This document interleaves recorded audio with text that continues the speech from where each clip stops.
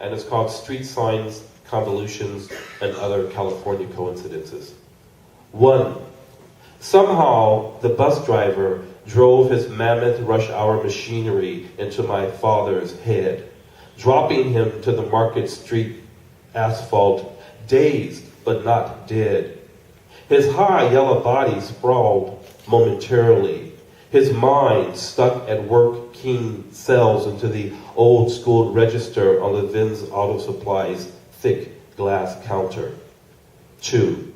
On a Chicago boulevard lined in conspiring trees, the street signs that surround us sing California, Sacramento, Richmond, and Francisco. A sturdy, sunburnt grain man cutting the rowdy grass outside the corner church says he too is called Francisco.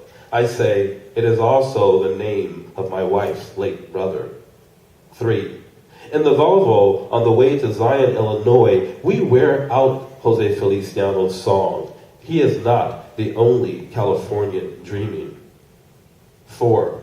In Patricia's mind, Livingston is Shangri-La, 20 minutes outside of Modesto, California.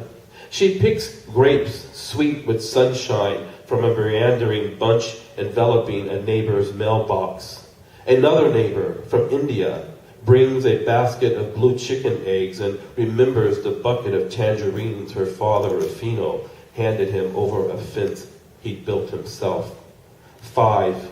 20 years after the crippled smile froze to the left side of my father's stroke-shaped face, I unknowingly arrive where Levin's once stood, an illustrious temple of cultural philanthropy, where spark plugs, tailpipes, and distributor caps once hung from the walls. Creativity is prominently displayed, shuffled, rejected, sustained.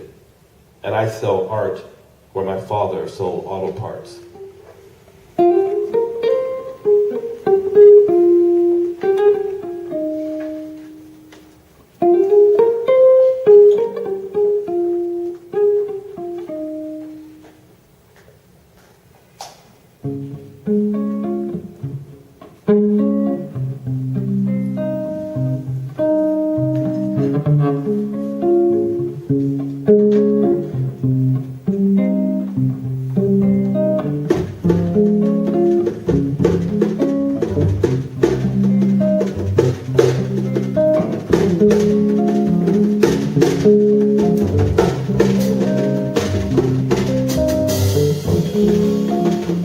I knew her only as a revolutionary with cherubic Abyssinian eyes, so wide open, all history reflected in them. She was my guardian angel, 2 months too briefly. Ultimately, the cold, black, threatening 45 she tucked subversively into the wrinkled leather around her waist proved no more protective than a juju amulet. She had never wondered who her guardian would be. As with a Dostoevskian comrade, for her, capture came as a warm release. Men in work rags worshipped her devotion to their self-liberation. Women with crusty feet carrying ceramic jars of waha on their henna-soaked braids saw themselves in her stocky amber beauty.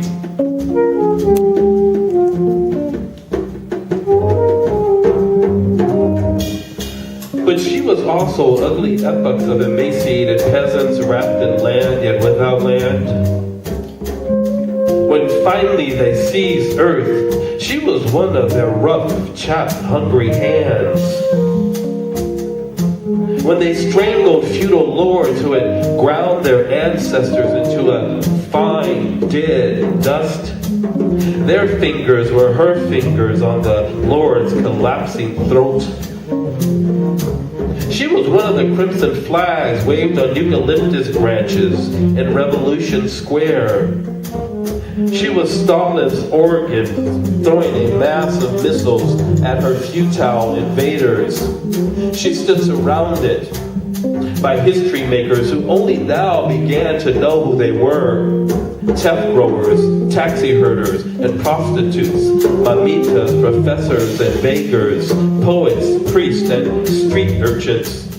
Sorrow was their lovely illumination. They were her reason, her motion, her life.